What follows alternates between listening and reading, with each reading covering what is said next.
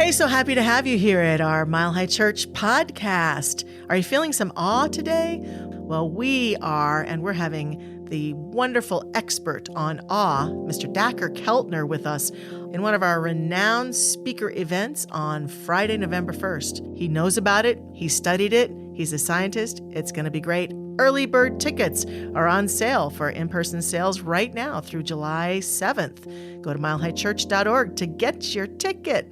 Love to have you with us. Have you ever asked the universe a question? Did you get an answer? It is central to our science of mind philosophy is this idea that the universe is intelligent. That the universe, if you'll listen, is talking to you all of the time, giving you messages of depth and of calling. And, like it or not, the universe is listening to you too. So watch out what you ask for. Universe, what's the meaning of life? Universe, what does it mean to truly be loved and to truly be loving? Universe, does my butt make these pants look big? Be careful what you ask the universe. The title of the message today is The Soul's Curriculum. And the point that I want to get to is, as much as we get caught up in everyday life being about fulfilling to-do lists and our busy schedules, that there's something deeper going on. That there's a curriculum the universe has created for our soul based upon our own intentions. And when we clarify a question for the universe, it snaps into action and answers us through relationships, popular culture, epiphanies in the silence. I once asked the universe a question. The question was, whose eyes do I live in?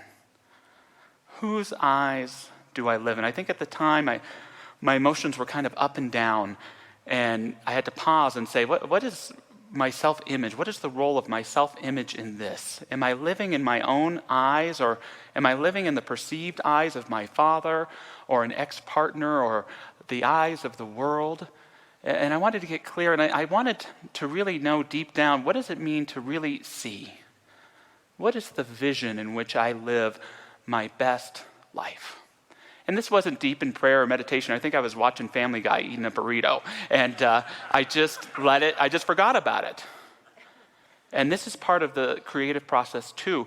Our little mind, what we often call the ego mind, our controlling mind, it can articulate these questions, but then it forgets and lets them go. And this thing in the creative process called incubation happens. It's where the little mind lets go and the big mind takes over. And it gets to work to answering our questions. It's that amazing and it's that magnificent.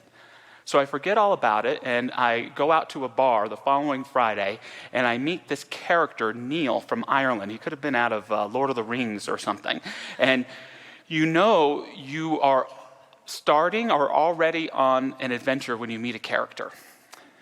And this character shared many interesting tidbits with me, but one of the things that was most profound is he shared that his favorite book in the world is a book called The Unbearable Lightness of Being by Milan Kundera. It was written in the 80s. It's set in the 1960s in war-torn Prague, and it's about these four individuals who express the unbearable lightness of being. And what is the unbearable lightness of being? It's that recognition that the most important aspects of life, even when the world seems to be falling apart around you, are those moments of laughter, those moments of romance and love, those moments of play and connection. To recognize that is to embody the unbearable lightness of being. So the book, I'd heard of it, sounds magnificent, note to self, buy this book, totally forgot it again.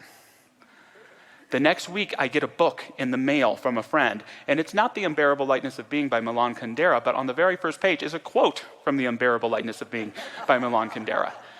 Oh, there it is again.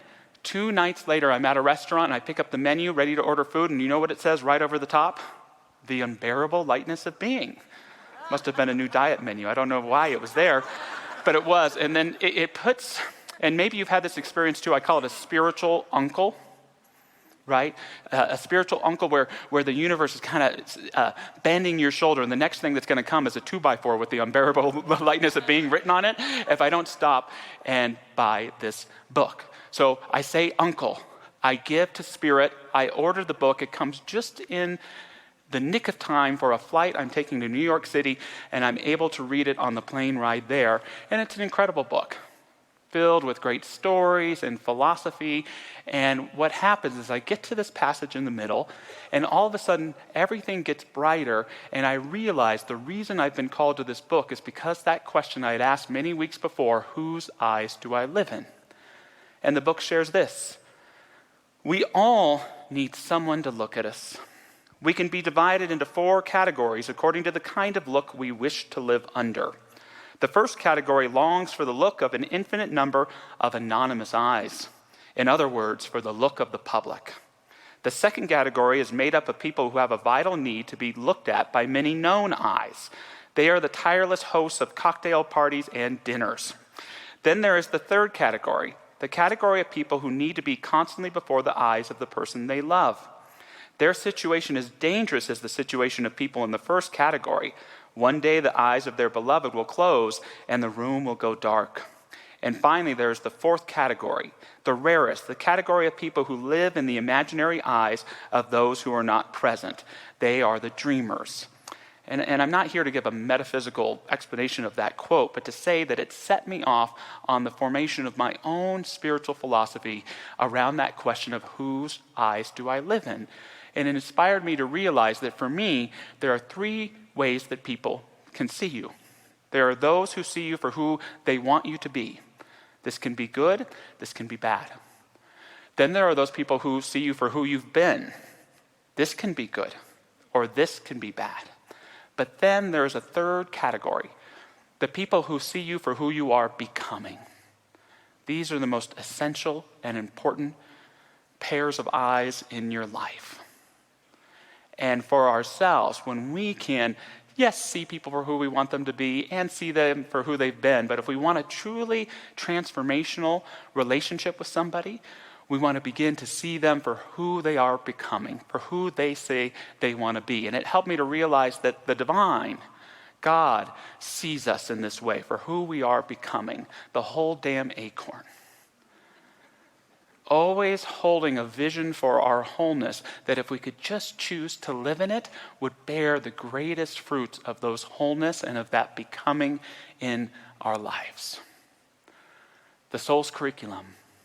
It's got its own thing going, but if we listen and if we ask our questions with clarity, it reveals to us the deepest of our divine truths and encourages us in our greatest and most thorough becoming. The soul's curriculum is our theme today. We're starting a kind of loose theme for many of our talks in the summer today called Summer School for the Soul. How does that sound? A little bit of summer school for our souls. And if you were here at the first Sunday of the year, I shared with you that many of us are already enrolled in a school. It's a philosophical school called the School of Hard Knocks. Anyone attending that school currently? I have at times been the valedictorian of the School of Hard Knocks. And here is what the School of Hard Knocks teaches us. Let's take a look at it. Life is unfair. Life has zero concern for me as an individual. I am broken.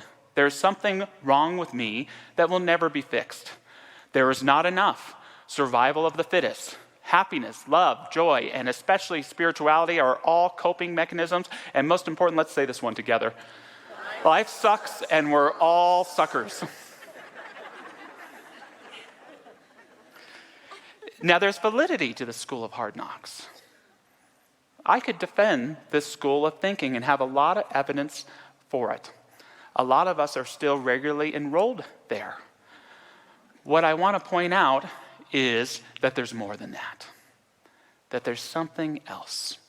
And when we embrace this idea of a soul's curriculum, we can graduate from the School of Hard Knocks and enroll in Soul University. Soul University, which may, when we look at this list, look a little woo-woo and little foo-foo. In order to enroll, it takes immense courage, immense boldness, an immense ability to let go of life as you've told yourself and been told that it is, to step into the miracle of what it wants to tell you about what it is. Some tenets of Soul University: life is a blessing. Life not only knows who I am, but it seeks to remind me. I am whole. I am a perfect child of God. There is enough. I am here to thrive. Spirituality is the key to living a whole and meaningful life. And let's say this last one together. Life is a miracle, and I am a part of it. You are a miracle as well. You have everything you need in order to be your best self. There is nothing missing. With Summer School for the Soul, we have the opportunity right here and right now to enroll in our soul studies. What does your soul want to learn and embody in relationship with your becoming? What course might you want to enroll in? Living in the now, deepening in trust, learning to receive, true forgiveness. Anyone else have one? Letting go. Being present. Speaking your truth. Ooh, that's a good one. Letting go of fear. There are so many courses we can enter in, and I invite you not to take a full load. But just to take some time and set that intention. What do I really want to learn this summer? What do I want to greater embody? Who is it that I'm becoming? And can I feel a sense of that now so I can align with who that is, so I can start bringing it forward into my everyday life? And I want to share just a few tenets of the Soul's curriculum to let you know that the answering to your questions and your becoming is in motion, that the universe is indeed working for you. And the first, we've all heard this before, is that when the student is ready, the teacher will appear. How many of us honestly really believe that in our lives? When the student is ready, the teacher will appear. Yoda is going to show up. Isn't that miraculous? Isn't it an amazing thing to look back at your life and to say the moment you got an inkling of who it was that you were becoming, even if it wasn't something that was conscious, but it came through a song or through seeing someone being a teacher, all of a sudden the exact right persons or people showed up for you to help initiate you into who it was that you were going to become. I remember a little note I got from my 7th grade English teacher, and she said, "Josh, I'm just so interested to see how you turn out in 20 years." It was a simple statement, but it helped me realize that I could make my own path. That life wasn't about choosing the paths that were available to me. It was about making my own. It meant all the difference. Think about those individuals who have been demonstrated for you at that perfect right time for your becoming. I want to share just one of those people with you this morning. Her name was Barbara Charlwood.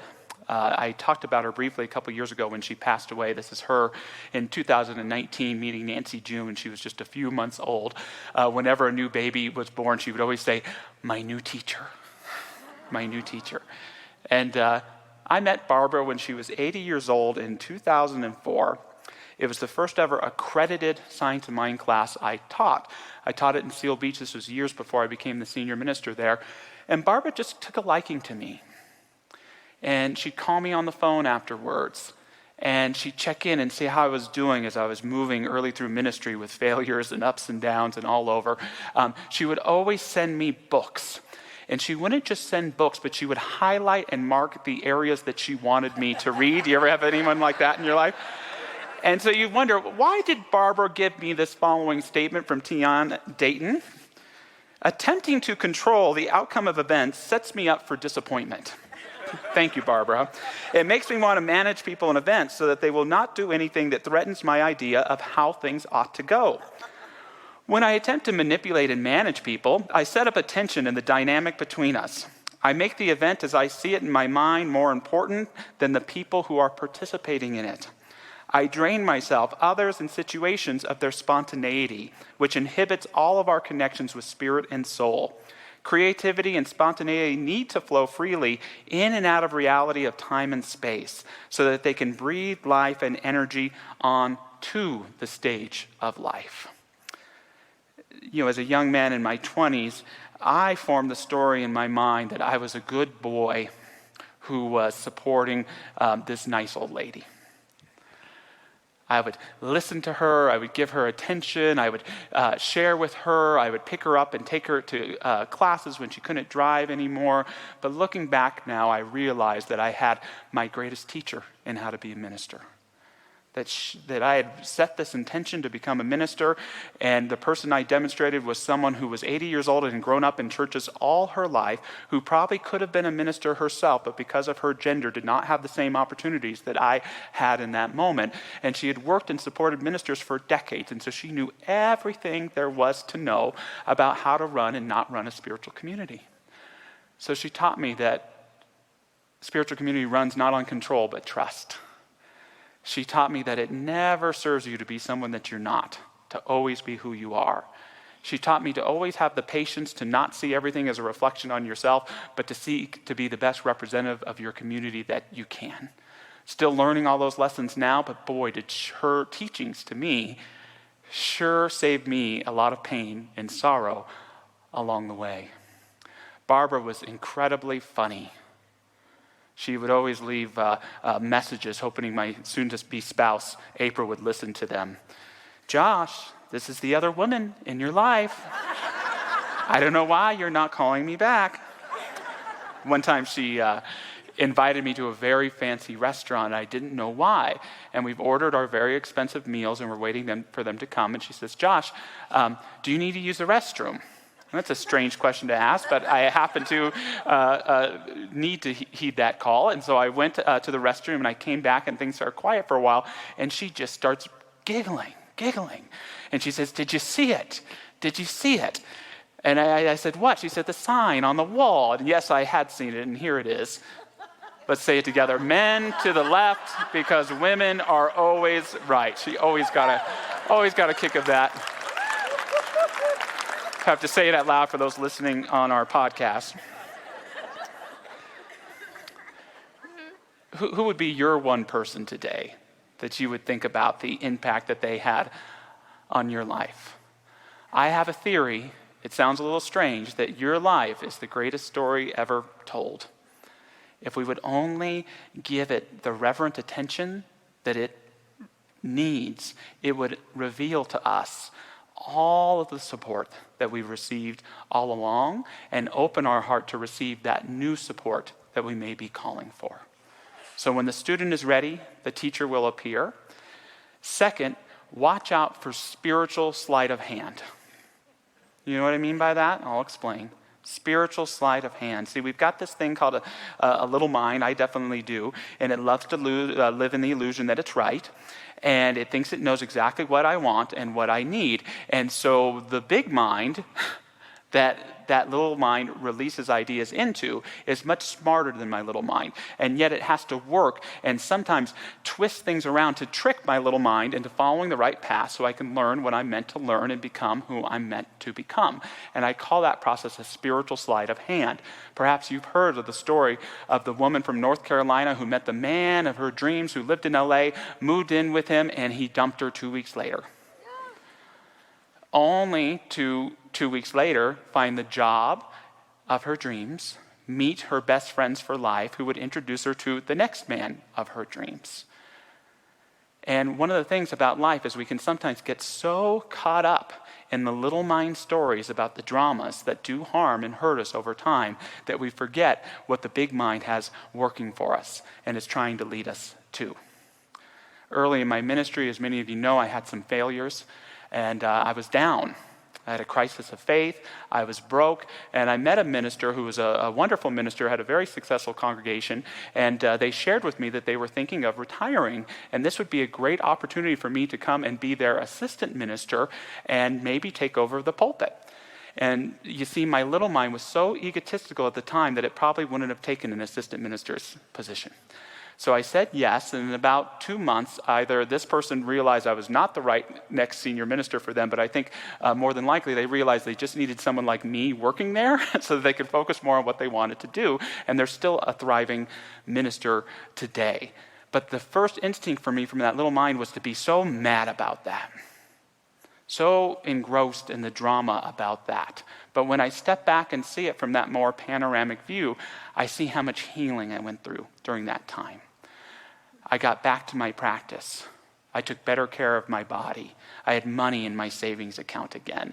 That time was so instrumental in preparing me to step into ministry in a greater way. And so that story, as much as it made me angry at the time, I'm so grateful for that spiritual sleight of hand that led me somewhere I wouldn't have gone consciously, that gave me everything that I needed to grow. So watch out for those spiritual sleights of hand. Lastly, this is a little complex, but it's the idea that we have everything we need. We have everything we need. See, when we get caught up in these attachments to dramas, the things that didn't work out our way, without realizing they maybe were in our best soul's interest, we lose touch with the soul's curriculum in our life. We begin to think something has wronged us and is keeping us from growing. The great Carl Jung, he put it this way, a little long, so bear with me though. I have frequently seen people become neurotic when they content themselves with inadequate or wrong answers to the questions of life. They seek position, marriage, reputation, outward success, or money, and remain unhappy and neurotic even when they have attained what they are seeking. Such people are usually confined within too narrow a spiritual horizon. Their life has not sufficient content, sufficient meaning. If they are unable to develop into more spacious personalities, the neurosis generally disappears. For that reason, the idea of development was always of the highest importance to me. In other words, that commitment to the soul's curriculum broadens our horizons so that we can develop and meet the needs that our life is calling for us to fulfill. But we have to let go of the attachment to the dramas to fulfill it. And we also have to let go of this idea that something is missing.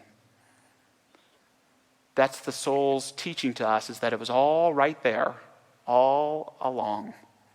It doesn't mean there's not more to come in your life, more relationships, more epiphanies, but the whole thing is always perfect for each one of us to learn and embody the truth of who we are. T.S. Eliot, in an epic poem called The Four Quartets, he has all these ideas that speak to that. He says things like, "In my beginning is my end," or "Home is where one starts from. As we grow older, the world becomes stranger, the pattern more complicated." Or, "What we call the beginning is often the end, and to make an end is to make a beginning. The end is where we start from." So many of us have lived so long thinking that something is missing or absent from our life that we haven't accepted the fullness of the layers of relationship and wisdom, the layers of understanding and opportunity that have always been there. We just have to look at what is. As many of you know, I'm a huge fan of the James Webb Telescope. I think it's one of the greatest things humankind has created.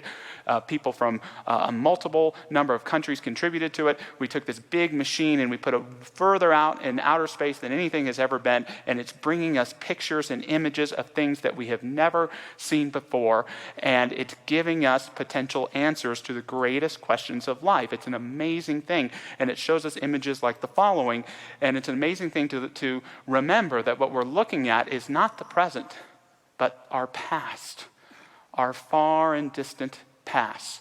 That when we look at an image like this, we're not seeing necessarily just where we are going, but where we came from.